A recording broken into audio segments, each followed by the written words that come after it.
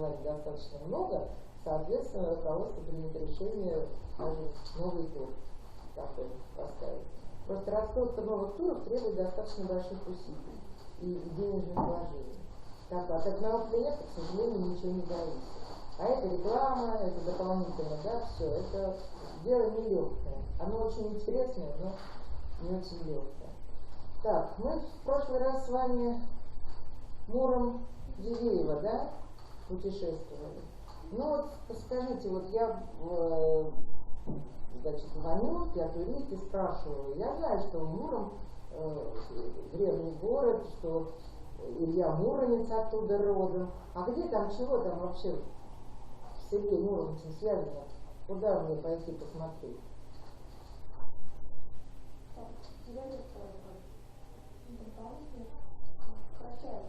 Карачарово.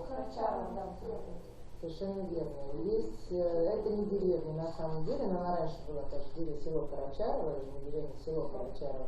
Это один из районов Мурома. Там есть святой источник, и на месте бывшего дома Муромца, на доме, который стоит на этом месте, есть доска. Но там есть, я вам говорила, на монастыре, надгробие Илья Муромца, который кусочек мощей. То есть это тоже, да? Ладно, хорошо, конечно. Так, а Дивеево у нас чем славится? Вообще, что такое за город Дивеево? Деревня какая-то, что туда ехать? Ну, монастырь там стоит, ну и что? Ой, запомнил. Четвертый дел Богородицы. А что значит вообще дел Богородицы? Богородица привиделась и сказала, что там живет. Неправильно. Это ее как бы один из ее домов, куда она приходит и благодетельствует там. Хорошо. Ну ладно. Так, мы с вами, значит, Владимирская область у нас была Гусь Хрустальный. Мы с вами, да, как бы говорили про Гусь Хрустальный? То есть мы как бы мимо, да, про это? Ну, неважно. Значит, вот в данном случае, поскольку мы с вами едем дальше, это будет уместно сказать, что песенку все знают, да, что жили в Гусе, звали село Гуся. Любят владимирцы и, в принципе, в основном владимирцы об этом, так сказать, говорить в каком смысле, что звали село Гуся, Гусь Хрустальный и Гусь Железный. То есть есть еще такое поселение Гусь Железный. Гусь Хрустальный, оба они в свое время, оба эти поселения, они принадлежали Владимирской области, Меленковский уезд, в общем, так сказать, да, Владимирская губерния, два города. Гусь Хрустальный, ну, собственно говоря, получили они свое название по речке, которая Гусь протекала там, собственно говоря, Гусь и там протекал. Ну, одна речка, собственно говоря, Владимирский уезд. Впадает она в Аку, соответственно. Гусь Хрустальный, ну, там в Верховье Гусь Хрустальный, да, это центр производства хрусталя. Заводчики Мальцовы такие были, которые поднимали вот этот вот хрустальный бизнес Гусе Хрустальным. А Гусь Железный, он близ впадения, ну, при впадении в Аку, то есть Гусь Хрустальный в Верховьях, Гусь Железный там. Почему говорю вам, ну, Гусь Хрустальный, понятно, это в Владимирской области, у нас программы там идут через Гусь Хрустальный, а Гусь Железный как раз идет по дороге уже в Рязанскую область, город Касимов. Из Мурома достаточно удобно переезжать в город Касимов, там 160, по-моему, километров всего. И по дороге мы вот проезжаем такое местечко под названием Гусь Железный. Чем прославился в свое время? Я вам коротенько, конечно, ну, вообще там история безумно интересная. Это купцы, вернее, даже как раз железные короли прозвали Баташовы, такие, которые создали там чугунолитейный бизнес вот в этом местечке. Причем действительно заводы, и они вливали пушки, оружие всевозможное, и стали королями, потому что их продукцией пользовалась практически вся Россия, ну и, соответственно, оснащение армии, счет этих купцов Баташовых. Но вот купцы Баташовы, они и дальше по истории, как бы, ну, соответственно, Касимовские места задействованы, потому что Гусь Железный, он очень недалеко, там километров 10-12 до Касимова уже идет. Ну, из истории возникновения, скажем так, самих городов и поселений, ну, если вам будет интересно, вы просто сами возьмите какую-нибудь информацию, почитайте, потому что я вам все-таки не так, чтобы историческую, да, лекцию читаю, а просто рассказываю какие-то изюминки, которые по дороге там интересны. Вот в «Гусе железном» что интересно, ну, там братья Баташовы, тоже у них там и судьба интересна, у них усадьба сохранилась, она там сейчас детский интернат, конечно, совершенно в разрушенном состоянии, но с удивительной историей, потому что там всякие, она стояла, очень эта усадьба, интересно, она стояла, когда произошло разделение Владимирской и Рязанской областей, то есть принадлежала Владимиру, да, потом Гусь Железный стал принадлежать Рязанской области, произошло разделение. И вот усадьба Баташовых, она стояла сразу в двух губерниях. То есть она была очень длинная, одно крыло у нее стояло во Владимирской губернии, а второе крыло в Рязанской губернии. И что интересно, ну, у них бизнес развитый, естественно, их постоянно проверяли, какие-то, ну, бухгалтерские дела, денежные, конечно, все укрывали, там какие-то доходы были, свои варианты работы. А вот когда приезжали проверяющие, например, из Владимирской губернии, Баташов просто тихо-мирно уходили на Рязанскую половину, а там сообщали, что, ну, нет хозяев дома, как бы, ничего не можем помочь. И в обратном порядке то же самое. Когда из Рязанской губернии приезжали проверяющие, они просто уходили на Владимирскую сторону. Почему? Ни Рязанская, ни Владимирская область не могли между собой договориться никак, вот, чтобы поймать там этих Баташовых на чем-нибудь. Просто не могли. Они, так, собственно говоря, вот все, там где-то они примерно 160 лет династия Баташовых в своем чугунолитейном производстве существовала, и вообще как династия. И вот за все это время Рязанская и Владимирская области так и не договорились, и поэтому, естественно, многое им сходило с рук. Но там страшные всякие легенды существуют о том, что в какой-то период, когда, во-первых, они чеканили якобы фальшивые деньги. У них были тайные подвалы, в которых работали рабочие, чеканили вот эти вот фальшивые деньги, какой-то там проверки и все. Открыли шлюзы, а было озеро. Ну, для производства, в принципе, всегда вода, да, необходима. И было некое озерцо, запрудка такая, они открыли запрудку, чтобы только затопили подвалы, соответственно, с человеческими жертвами, но таким образом они опять же не попались на эту ловушку. Чем, в принципе, на сегодняшний день, чем привлекает туриста Гусь Железный? Это необыкновенный храм. Собственно говоря, мы подъезжаем и сразу упираемся, он стоит на площади, с самой деревеньки городка этого не видно, но вот этот храм, Троицкий собор, он был возведен в начале 19 века, в самом начале 19 века, но он где-то возводился с перерывами 66 лет.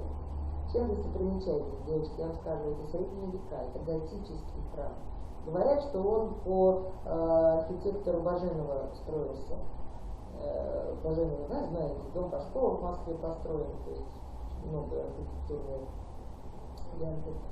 Но для наших мест готические элементы абсолютно не свойственны. Вот этот вот Троицкий собор, во-первых, он огромный, действительно готический, я не знаю, как не храм, а я бы сказала даже, ну, как замок какой-то вот стоит. Потому что у него узкие вот эти больницы, монолитные стены.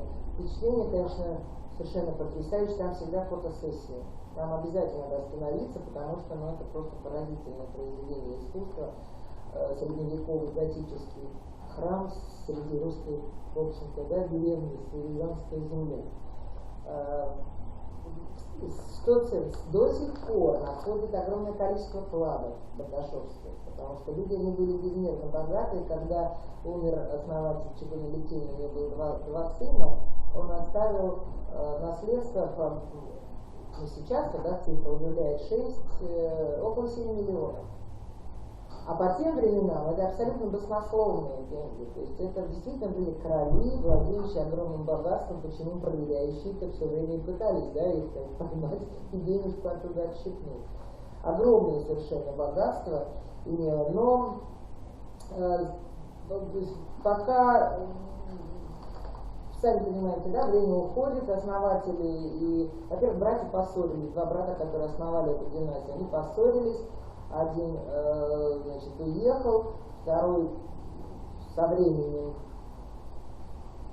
старицы уходят, сыновья, какие-то сыновья уехали, не захотели возвращаться в эту деревню, собственно говоря, практически со всеми. Последней хозяйкой, там вообще трагическая дела. То есть сыновья Баташова ни к делу не имели отношения и, соответственно, не хотели этим заниматься.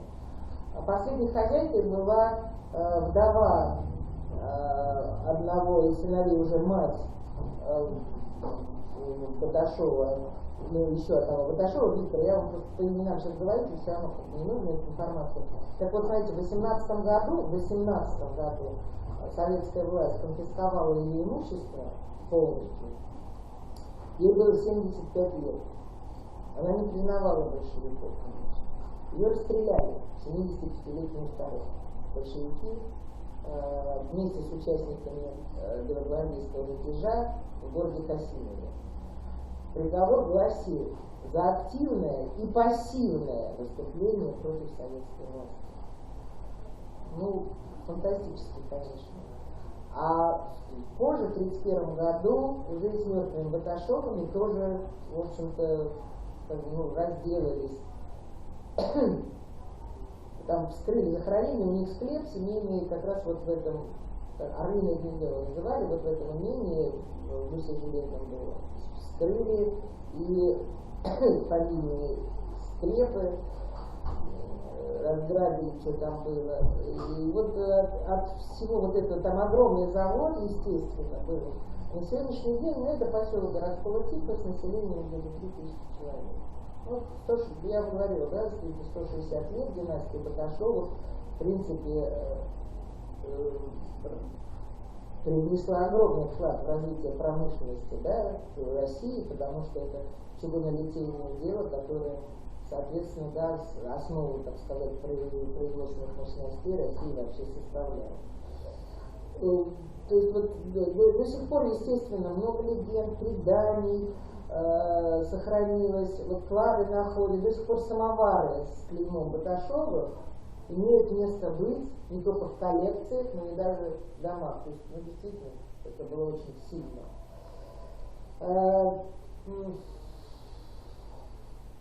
История там еще продолжается, естественно, как бы в Касимове, потому что и там, были их дома в Касимове. И поэтому, когда в Касимов город приезжаешь, обязательно рассказывают в экскурсионном Баташовых, вспоминают обязательно. Это один из таких вот мощных исторических персонажей, которые формируют, да, вот ценность тех мест, в которые туристы приезжают. Ну, сам город Касимов, он небольшой городочек. У него, в принципе, как бы сохранилась центральная часть самого города. Я не могу сказать, что она хорошо сохранилась, много времени уже идет разговор о том, чтобы реконструкцию производить, потому что там очень торговые ряды, вот, о которых мы очень по стране, да, говорим, чудесной сохранности, количество, здесь они небольшие, но они, в принципе, по крайней мере, еще стоят, они еще не упали, вот. Их надо градить. Но вообще вот чем прежде всего интересен Касимов, потому что он больше 200 лет при существующем православии в самом городе был столицей татарского хана. И до сих пор прекрасно православие и мусульманство соседствуют в этом городе. До сих пор. Вот на тот момент, когда он был, он всегда, в принципе, был православным городом, но вот как он сочетал, да, еще и татарское ханство. На конец 17 века 12 церквей, 2 монастыря. И многие татары, как в этом городе вообще много татар до сих пор живет, ну, как-то, в принципе, принимали православие, становились тоже православными. Но, естественно, не все. Но история В принципе, создание православия, как всегда, у нас существует легенда определенная. Была такая благочестивая женщина, которая мучилась от болезни ног, практически не встала с постели, ей приснилась Царица Небесная, повелела отправляться в Казань, чтобы принести оттуда список чудотворной иконы Казанской Божьей Матери. Она отправляется, заходит в лавку, а хозяину лавки тоже было видение, которое было ему указание дано, чтобы ей бесплатно этот список с этой иконы был предоставлен. И она, значит, возвращается. На самом деле это икона реликвия, которая хранится в Никольском храме в городе Касимово. Храм красивый, и вообще вот весь архитектурный ансамбль Касимова, он увлекательный. То есть там даже вот смотришь просто визуально, да, и получаешь удовольствие. Причем в центре никаким, так сказать, мусульманством не пахнет, исключительно православные церкви и вообще наша, как бы, вот, архитектура русская. Но сама история, значит, говорит о чем?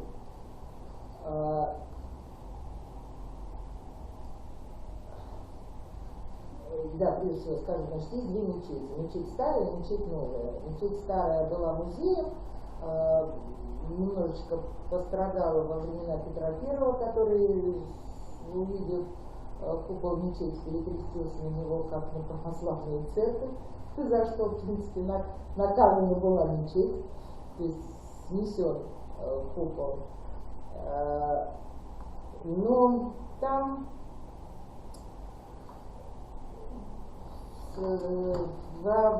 Господи, как же там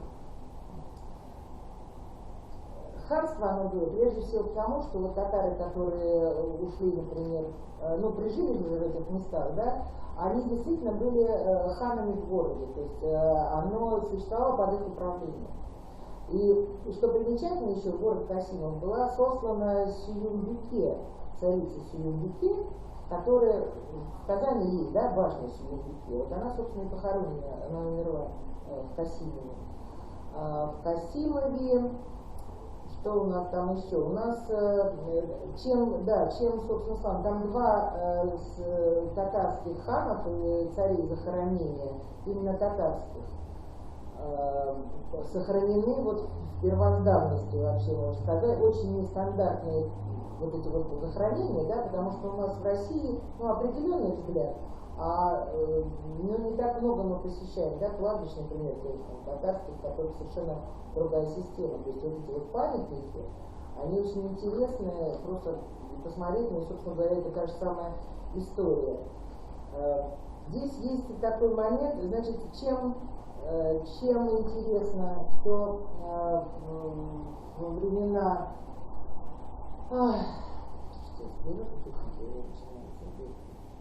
это записывать не надо. Сейчас, подожди, я фамилию вспомню, потому что у меня на фамилии у меня, как бы, бывает все время провалы. Я каких-то помню хорошо, а какие-то не очень. Так, где он у меня?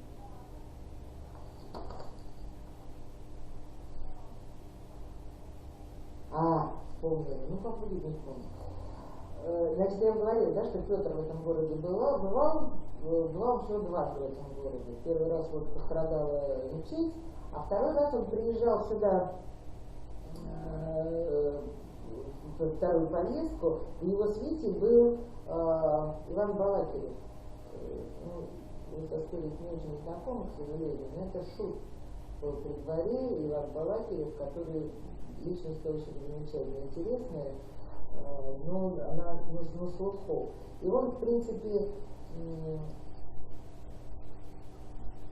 попросил, как бы, говорил, что, мол, сейчас нету здесь правителя города, мол, разреши мне назваться ханом. Ну, как бы в шутку, да, он же шут, а Петр разрешил, собственно говоря, дал также, точно так же в шутку дал согласие. И вот первоначально, как бы, титул был шуточный, но после смерти Петра I Екатерина дала ему право владеть имениями бывших касимовских царей, то есть ханов, да? Ему дали звание поручика и титул царя Касимова, то есть Касимовского. И умер Балакирев в Касимове. Но Шут Балакирев — это отдельная историческая часть.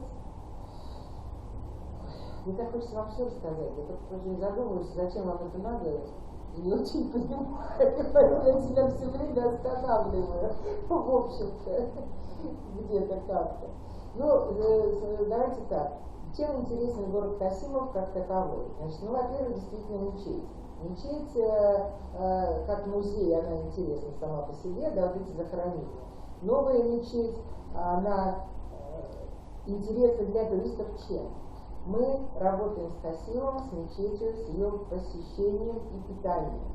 То есть мы, православные, совершенно спокойно можем зайти в эту мечеть, мы соблюдаем некоторые правила, и нам расскажут, как она устроена, как в ней молятся, где сидят женщины, как происходит. Она небольшая, она очень такая. И чем еще славится изюминка, это то, что там можно пообедать, поужинать. И там проводится мастер-класс по приготовлению татарских сладостей. Чак-чак, пожалуйста, они там пекут всякие хрустики, неимоверно вкуснятина какая-то совершенно сказочная. Но сейчас они уже, это у них стоит как бы на таком постоянной основе, поэтому они немножко, так сказать, расширяют еще иногда гастрономические потребности туристов, как мы сегодня выясняем. То есть у них можно купить конскую колбасу настоящую. Ну, кстати говоря, тоже вкусная, я бы сказала, это конская колбаса, но только в определенном, во-первых, определенно сделана, и вкусная, правильно. Конскую колбасу, когда она хорошо протопченая, да, твердая, она очень твердая такая, там, конечно, это включение жира, может быть, не все это, но вот с крутым яичком, с ломтиком вот этой колбаски, это очень вкусно, красиво. Ну, не важно, это не суть. То есть, чем интересно, да, мечеть, которую можно посетить, и, не знаю, у нас нет этих туров, да, есть, да? Вот, значит, посещение мечети, не наши, да, у кого-то берем? Да. Да, не наши. Что там в Рязани? Красиво в Рязани, наверняка, да? Макута? Лучше сами сделаем, ребят. Давайте сделаем сами. Я там знаю же всех. Я знаю Михаила Петровича, владельца колоколов, музея шикарного, музей самоварки, ну такая коллекция самоварки. У меня связь с этим, с мечетью прямая, с имамом и его женой, мы дружим со Светланой. Вот я иногда против субдорога, должна принимать страну. Кстати, в Касимове отличная принимающая сторона, там работает девочка в информационном центре Касимова, которая в свое время работала в Рязани, и она отлично знает свое дело. И они же сами еще делают интерактивные программы. Ну, в общем, короче говоря, ладно, тут как фирма работает. Так вот, значит, вот мечеть, которые вкусности всякие, у них, естественно, традиционный, как бы, идет обед татарский, то есть там лапша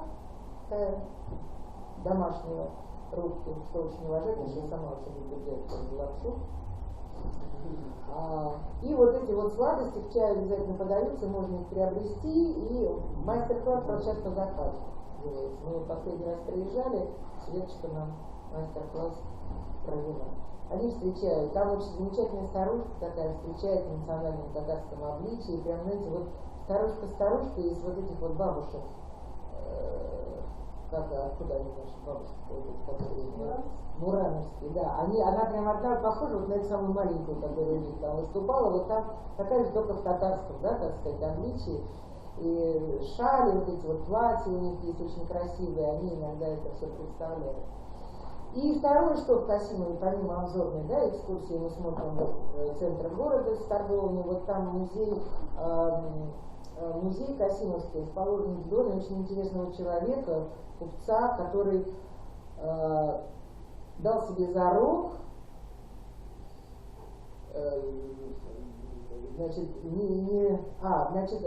очень боялся, очень чистоплотный был человек, очень боялся умереть, скажем, там, от какой-то болезни. Ну, холера, сами понимаете, как бы нередкий гость, в наших городах. Эпидемия холеры. Очень Белев сказал, вообще не достроите дом, пока, значит, как бы не пройдет там эпидемия чумы. Всех оберегался. Самое смешное, он единственный в семье умер от холеры. Вот дом, строительство был закончен, очень красивый дом, но вот такая вот несчастная судьба, что он от холеры умер, все остальные остались живы, хотя, собственно, очень боялся этого и делал такие прям драконовские методы чистотворности. Показывает город, рассказывают вот о истории этого города, показывают заходом, естественно, в церковь вот это вот список иконы Казанской Божьей Матери чудотворной с ее историей рассказывают, торговые ряды. И вот еще есть там один такой дом, который рассказывает как раз очередную такую легендарную историю со существованием, ну, в времена там 18-19 век в основном, это и вот фальшивомонетчики, и горный бизнес, который процветал. Так вот был такой дом, в котором вообще слухи ходили, что там происходит что-то не так, но ничего обнаружить никак не могли, потому что так не приходят, ну, собственно говоря, ничего нету там, даже намека на какие-то там игорные. Дом был очень хитро построен, там, естественно, было огромное количество потайных комнат, каких-то проходов, и люди, заходящие туда, там, не имеющие доступа, они вообще могли заблудиться в этом доме, но никогда ничего не найти. И, естественно, с этим связано очень много интересных людей. Рассказывают очень интересно, виды там хорошие, в общем, в Касимове на сегодняшний день. Не все, правда, но не избалованные хорошо ведут, потому что город маленький, они город свой любят. Дальше что в обязательном порядке музей самовара входит, да, в экскурсионку. Это вообще уникальный тоже человек, просто Михаил Петрович, ну, увлеченный. Он в свое время работал, по-моему, на водоканале, водоснабжении, что-то такое. Ну, в общем, открыл этот музей как бы за свой музей. Коллекция самоваров какая-то потрясающая. Да, Тулы рядом не стояли. То есть, когда мне говорят, да что туда от самовара ехать? Вон там в Городце музейчик самоваров есть, в Туле музей самоваров, ничего подобного. У Михаила Петровича коллекция такая, которые приезжали тулики, и они сами сказали, что у нас такого нет. У него действительно собраны редчайшие экземпляры, и древнейшие, и редчайшие, и он еще не все выставляет, и коллекция потрясает воображение. Сам зал, там несколько залов, вот эти, чем еще славен, у него свое как бы кафе «Самовар», где туристов кормят. Я не знаю, маршрут его кормят или не у него, но, в общем, вот прямо в музее колоколов у него есть такая трапезная, в которой можно покормить туристов. Можно по-особому заказывать не для вас в корпоративе с напитком лещинки. Фирменный напиток, очень редкий, редко кому выставляется, но тем не менее очень дисциплинированный хозяин, он уже в возрасте, ему, конечно, тяжеловато. Он открыл второй музей, который идет тоже для посещения туристов, это музей колоколов. Но это он не похож на Ярославское многопоявление, где, да, колокольчики собраны. Там собраны крупные колокола, недомелких, и тоже, в общем-то, в принципе, древние со своей историей. Вот два таких, да, основных центра города. Живет они в Рязани, наверное, да? Тут живет, не в Касимове? В Касимове живет. И в какой гостинице? Касимов? Гостиница Касимов, да? Ну, Дилижанс, да, Дилижанс, вторая гостиница и гостиница Касимов. Понятно. Но если живет в Касимове, то хорошо, потому что там есть еще чудный, я там потрясающий кузнец, который устроил вот, интерактив такой, к нему, я не знаю, водят экскурсию. Наверное, в силу ограниченности времени кузнецу не западает. Но тем не менее, у него очень интересно. У него, кстати, тоже хороший банкетный зал, достаточно, и очень мужик такой симпатичный. У него очень забавный устроен двор, все кованное, с такими намеками. Есть. В общем, Касимов город, в котором есть что посмотреть, получить удовольствие. Гостиница «Дилижанс» находится, по-моему, на автобусной станции. Она, в принципе, там неплохая сама по сути, она небольшая, очень группы небольшие могут принимать. Но вот, не знаю, гостиница «Касимов» очень хорошо расположена, там практически в центре города. Номера все комфортные очень. В хорошем выдержанном стиле, Они еще планируют открыть еще один этаж с 15 номерами, но там всего 15 номеров действующих, в общем, по большому счету. Ну, естественно, ресторан при гостинице присутствует. Зимой там каток рядом с гостиницей, большой залив. Я была там просто Новый год. Жили мы в этой гостинице одну ночь, ночевали.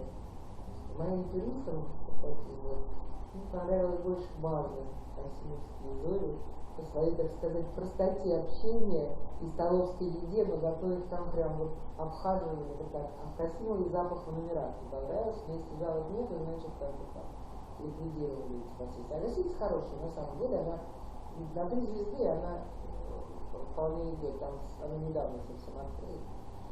Ну вот у нас вот такой вот Касимов. Мне очень город нравится, он действительно очень колоритный. Для рекомендации поездки, вот уже услышали, да, там много интересных моментов. Во-первых, центр города хорошо сохранился в старинном своем обличии, великолепный музей самоваров с колоколами, и мечеть. Есть у Максута посещение мечети? Да, ну там с мастер-классом, да. Ну вот это вот тот самый вариант, это действительно очень интересный момент и очень вкусно готовить. Это не про форму, там все готовится от души, и все вот эти сладости на столе. Я все время прошу, дайте мне купить что-нибудь, ведь уже ничего съесть. То есть всякие такие хрустики какие-то необычные. Вот чак-чак это понятно, они его и заказывают, а вот все остальные сладости, это вот только там можно попробовать, больше, в общем-то, как бы нигде. Хороший город Касимов, летом, естественно, смотрится гораздо лучше. Почему Дилижанс не нравится? Потому что по таким не очень опрятным местам автобусы проезжают. Если мы в Дилижансе не живем, то это как-то так вот скрадывается, и впечатление целиком о городе очень-очень симпатичное. Ну, конечно, река Ака. Я вам еще в прошлый раз говорила, что вот эти жемчужины городов, да, которые жемчужины Богородицы, пояс Богородицы, жемчужный пояс Богородицы, такое в древности было название городов, которые располагались по реке Оке. То есть даже Петр говорит, что когда он приезжает в Касимов вот со стороны суши, да, то это, в общем-то, деревня. А когда со стороны воды, это губернский город. Потому что со стороны Оки вот вся прелесть вот этих храмов, красивых построек, она открывается вся с водой, естественно. Ну и из Касимова, если мы едем в Рязань, я не знаю, Спас-Клепики входит да, через Спас-Клепики, да, проезжает. Ну, Спас-Клепики, в общем, маленькое такое местечко, городочек, он вообще, собственно говоря, ну, как всегда, и селом обзывался, и городочком. Клепиково вообще на Касимовском тракте, Старорязанского уезда, Старорязанского, вообще Переяслава-Рязанского, ну, про Рязань сейчас будем говорить. Вообще происходит от старинного названия ножа для чистки рыбы, клепика. А после того, как там церковь Преображения открылась в этом селе, добавилось слово «спасское», да?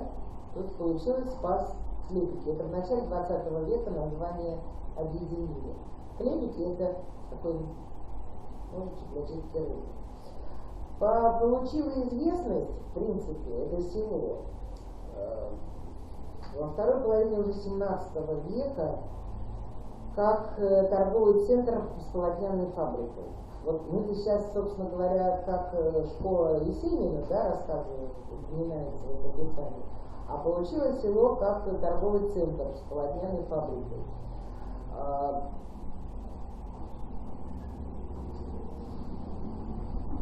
В общем, там развивалось производство ваты, пакли, узкоколейная дорога появилась, соответственно, толчок к развитию городу, но,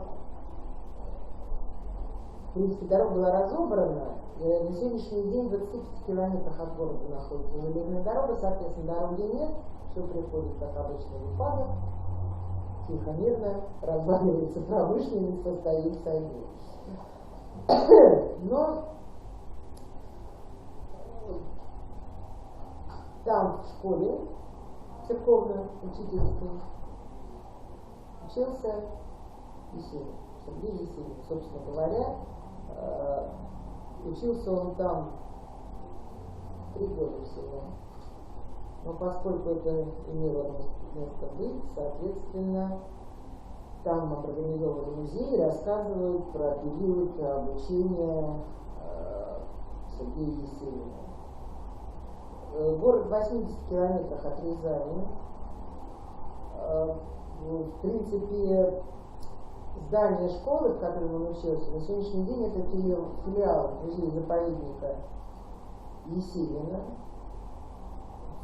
Впервые стало оно, в принципе, знаете, когда филиал? В 1985 году, 1985 год. То есть это уже 20 век, когда вот военное оружие.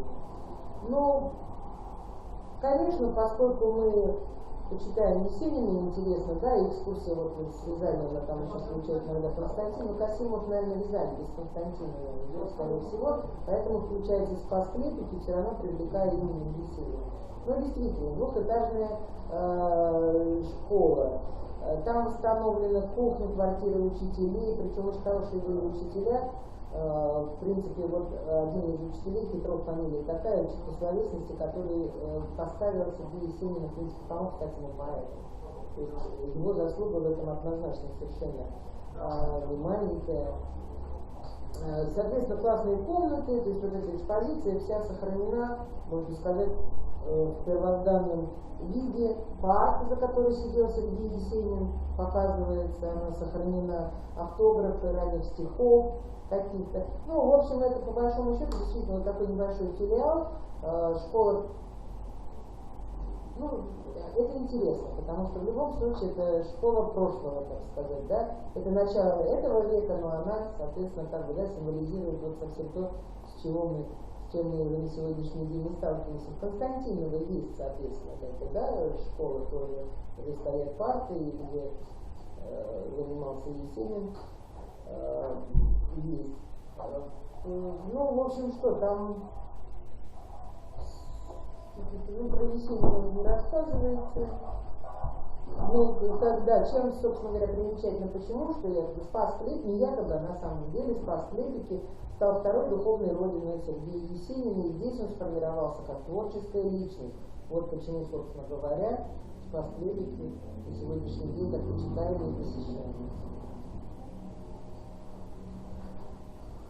Так, Спас-Клепики проехали. Поехали дальше.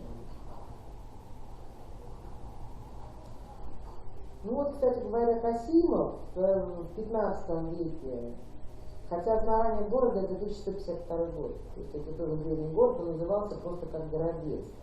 А Касимов, собственно говоря, он стал по имени царевича татарского Касима, который со своим братом из Казани на Русь ушли и спасались от преследования своего брата, который отца убил и одного из родичей захватил власть. Вот. И за вот услуги важные князь Василий Темный в то время правил, вот он Касиму пожаловал этот город, который назывался Низовой Городец. Это было уже 1452 год, уже 15 век. И вот, собственно говоря, таким образом Касимовское ханство, да, просуществовало более 200 лет, я вам говорила, что оно существовало. Ну, Синдикет, я рассказала. Перестало существовать со смертью последнего владельца. Ну, как ханство, собственно говоря, как город Касимов, да, он так и, собственно, остался. И центр Касимовского уезда, все замечательно. Ну, все остальное я вам сказала. И Карбалакирева,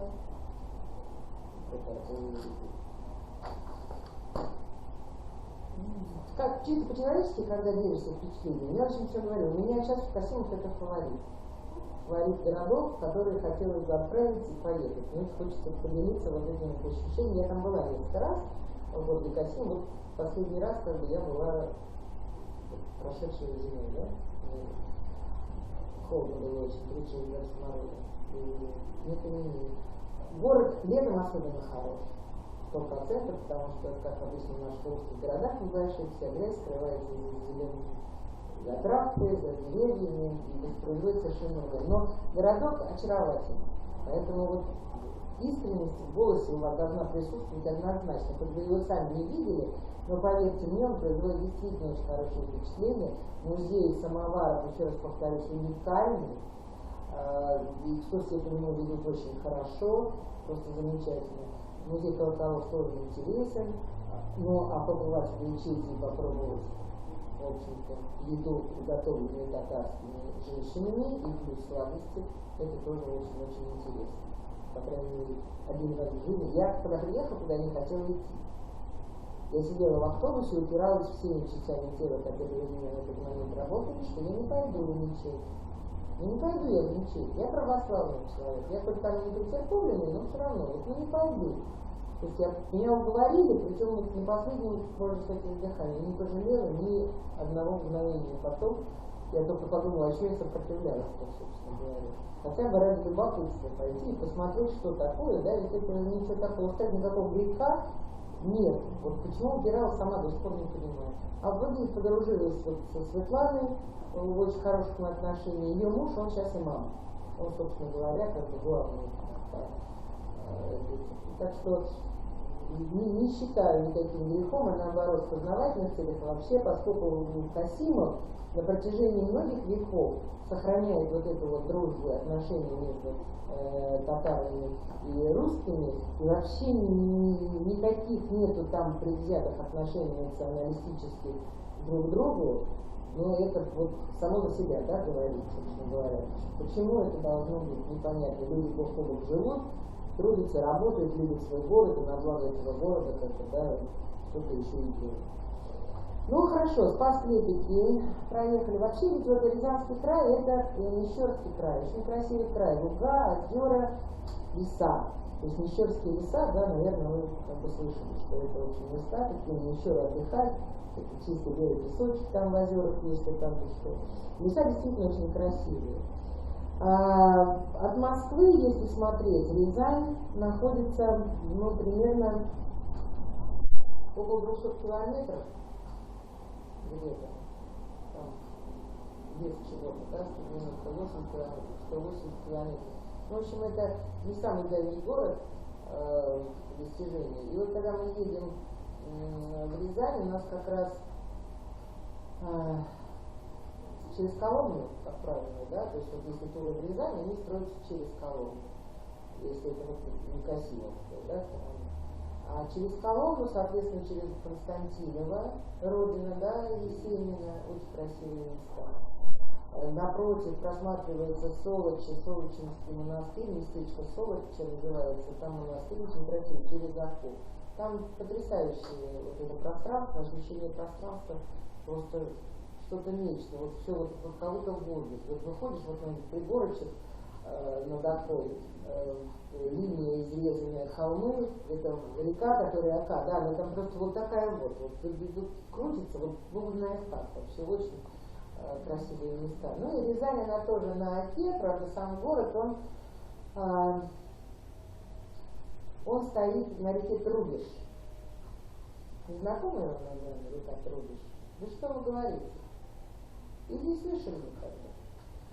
А в 135 километрах от города Москва есть город Переславль-Залесский, в котором течет река Трубеж, которая впадает в Плещеево озеро. И я вам говорила, в связи с чем это, да, было? Что переселенцы, которые двигались с юга, из Киевской Руси, переселялись на северо-восток. А у нас есть еще Переславль-Хмельницкий, это как раз тот самый южный город, который стоит на реке Трубеж, и еще одна такая там река Лыбедь. Переселяясь выше, они несли за собой название не только города, но и рек, на которых эти города стояли. И я вам, по-моему, даже говорила, но упоминала или нет, вы уже забыли, у нас вообще было 3 Переславля. Переславль-Хмельницкий, который на Украине на сегодняшний день, Переславль-Залесский, но он стал Переславлем, буква Я в силу местного выбора выпала Переславль-Залесский, и у нас 3. Это Переславль-Рязанский, он назывался Переяславль-Эрзянский, потому что племена Эрзя в этом месте селились. И, соответственно, как бы назывался Переяслав Рязанский или Переяслав Рязанский. И он очень долго наименовался Переяславлем, потому что имя Рязань получил уже, в общем, по-моему, в 17 или 18. Ну, посмотри сейчас по тексту, у меня здесь есть дата, я посмотрю, скажу, когда он был. Место, в принципе, как слово Рязань, по этимологии, вот несколько вариантов, да, тоже происхождения. Опять же, финно-угорское, племена, которые заселяли очень большие пространства. Слово «ряса» обозначает болотистый топ. И болотистый толстый. А вот другая версия, это как раз народом Эрза, да, но Эрзи или Эрзи их называют, Эрзань. Так называли здесь людей, которые здесь жили, древние арабские писатели. То есть вот по документальным источникам как бы выяснилось, что это вот племена Эрзы, которые жили в этой области. Но они, есть еще один вариант, потому что уже славяне, которые здесь селились, они называли Рязанью правый берег реки. То есть смысл, да, отрезанный, вот отрезать, разрезают, тоже как бы, да, смысловая нагрузка есть. То есть они, здесь славяне, которые селились, они были отрезаны вообще как бы от Руси, еще ко всем прочим половцами. То есть разрезает там правый берег, левый берег, разрезает отрезанные от половцев племя Эльза, да, и финно-угорская ряса. Ряса, финно-угорская, это топкое место. Ну, в общем, название неотделимо от города, оно так или иначе, вот Переяславлем, назывался Переяславлем. Значит, вот здесь какой, вот не буду вас очень сильно тоже нагружать историческими фактами, я все время пытаюсь, да, себя остановить, и поэтому начинаю мяться, потому что если я начинаю рассказывать, то я как по очереди, а тут я всю голову вам лишнюю информацию в голову не закладываю, слишком много. Короче, смотрите, что город древний. Здесь еще, можно сказать, в X веке славянский город уже был обозначен. Во второй половине где-то XI века попал под Киевскую Русь. По завещанию Ярослава, его сын Святослав, это 1054 год. То есть это 11 год, да? Говорим о том. Получил Чернигов, Смутаракань, Муром, земли Вятичи, свое наследие. А первое сообщение вот в летописи о Рязани с тем, что Олег Святославович, которого из Черниговской Руси выгнали, пришел в Рязань, еще называется поселиться. Да. Вот, но это первое упоминание в летописи, 1054 год, 1054 год. Город стоял очень как бы заманчиво для кочевников, его без конца разрушали, что, собственно говоря, заставляло его там укреплять свои позиции и строить и крепости. Стоял очень выгодно на хорошем водном пути. То есть вот Рязань, и сегодня, конечно, Ока обмелевшая, но вообще Ока являлась центральной магистралью, связывающей с арабскими странами, то есть переход на Дон был, то есть, соответственно, как бы Азовское море, Черное море, да, ну и так далее. То есть это центр сосредоточения путей, вот торговых путей. Поэтому, собственно говоря, развивался город очень хорошо и был лакомым кусочком, на который зарылись очень многие. Конечно, естественно, когда в Рязани идут, рассказывают история, у нас вообще история кровавой жестокости и татаро-монгольские нашествия, и междоусобные войны, но вот особо рассказывают, собственно говоря, особо трагическую историю, это нашествие Батыя, если я не ошибаюсь, которые достаточно долго стремились город завоевать, он упорно сопротивлялся, но в конце концов город был завоеван, и, что называется, жители были стерты с лица земли, и сам город был стерт с лица земли. Жители были убиты все, без исключения. Говорят, как земля пропиталась кровью, то есть просто реки крови были пролиты. А помощь, которую ожидали вот, уроженец Рязани, Черниговский князь, он опоздал с помощью. Они уже как бы прискакали на место, когда уходили татаро-монголы, они как бы в хвост монгольской армии, но они навели тем самым дикий ужас на татар, потому что они как летучий отряд, они появлялись, убивали, исчезали, их невозможно было вообще ничем зацепить. А они и говорили, что и среди татаров поднялось такое как бы мнение, что это восставшие рязанцы догоняют их как призраки и рубятся с ними, то есть мстят им за своих погибших детей, матерей. Вообще действительно очень трагическая история города, вот именно в тот период. И несмотря на то, что они укреплялись и оборонялись, и было действительно там оборонительные пояса, стены возведены, но вот это настолько лакомый кусочек, и настолько жители как бы не сдавали своих позиций, что в какой-то момент они были уничтожены вот от мала до велика. И вот имена, которые упоминаются в связи с этим, это рязанский воевода Евгений Калаврат, и вот, собственно говоря, он из Калаврат выступил из Чернигова на помощь рязанцам, но опоздал.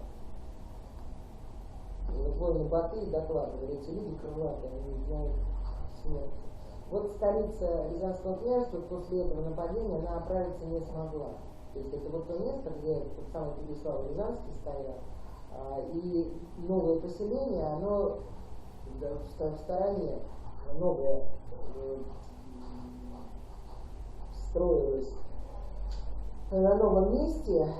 Старая Рязань, сейчас село стоит на том месте, где была вот столица, да, Рязанского княжества.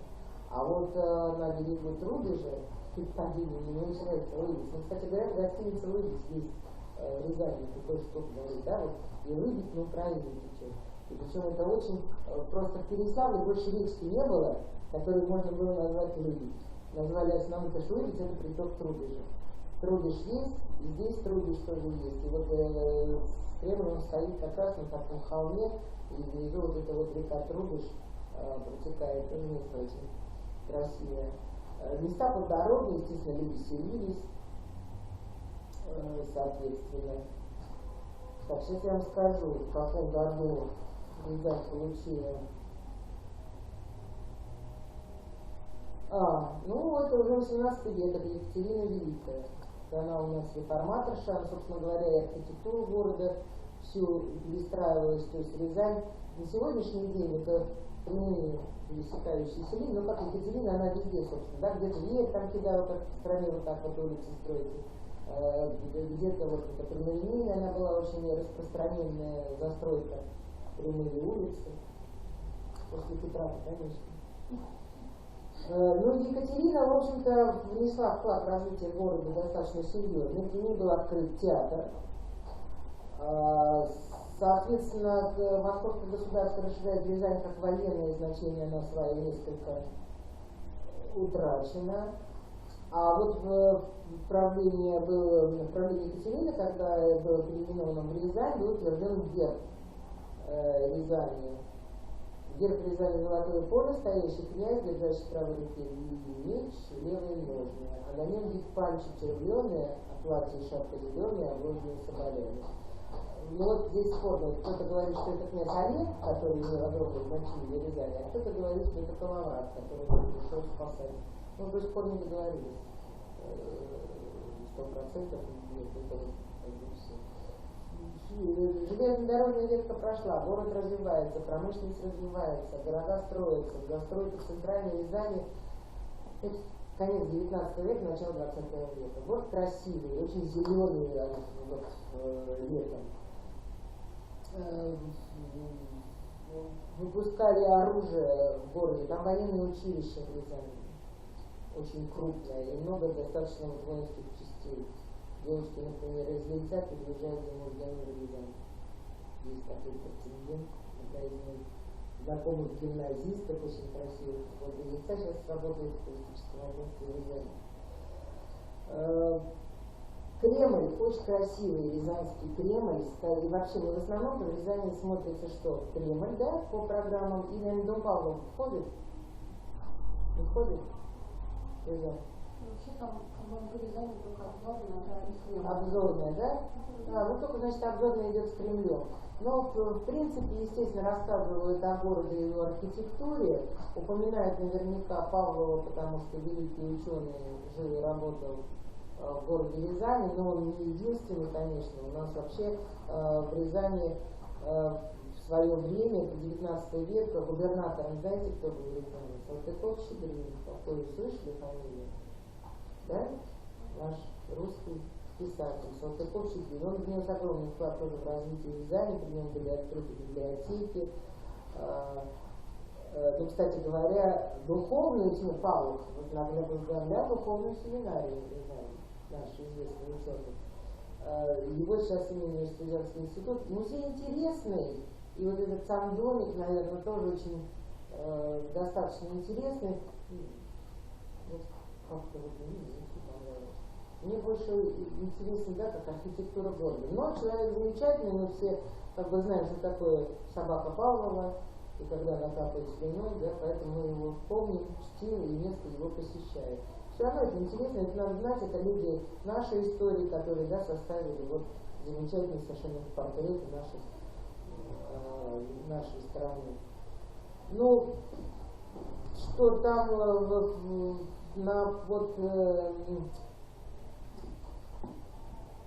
там, где у нас Кремль Рязанский, да, там как бы своего рода сделано набережная, не набережная, но поскольку там очень глубокие овраг, и внизу ты чудишь, что трудишь, вот там набережная стоит памятник Есенину. Ему обязательно подводит туристов, потому что он такой интересный памятник, он большой, он так полроста там, со всей своей русской широтой, значит, стоит кучерявый. Кремль в Рязани, вот собор, собственно, был прославлен город тем, что это была крупнейшая постройка по тем временам. То есть это 18 век был построен собор. Сейчас скажу, как он назывался, я тоже его не очень как бы помню. Хорошо. У меня просто очень много материала, я вот и по Рязани, и по Красивому, новые для меня города, я сделала очень обширный себе обзор. Так, и что же там у нас за это самое? Ну, факт тот, что... да, это 17 век.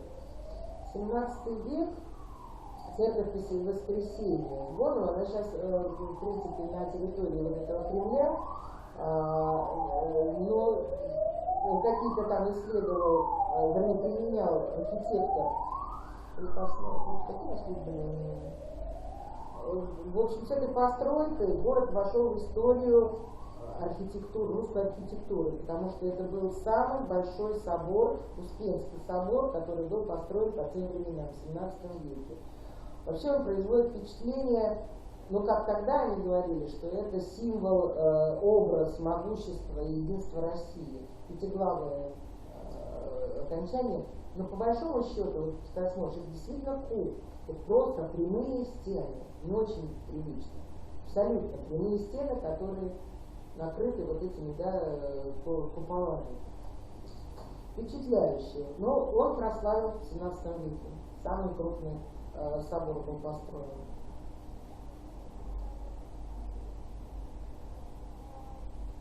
Они сейчас объединены в Кремле, эти постройки, но здание строится на территории старого Кремля, она отделена даже стеной. То есть там турист приходит, сделано все очень впечатляющее, там мостики, переходики, и вот река Трубеж, и как набережная сделано, очень эффектно. Город Рязань, что могу сказать? Город Рязань хорош, поскольку, во-первых, он, ну как Ярославль, да, впечатление, вот Ярославль город большой у нас, такой ухоженный, с элементами старинной архитектуры. Вот Рязань где-то, наверное, можно провести параллель тоже, потому что город большой, а поскольку воинские там, да, эти самые всякие училища, такие, город развивался очень хорошо. Ну, историю тем, историю Востока. Ну, все, наверное.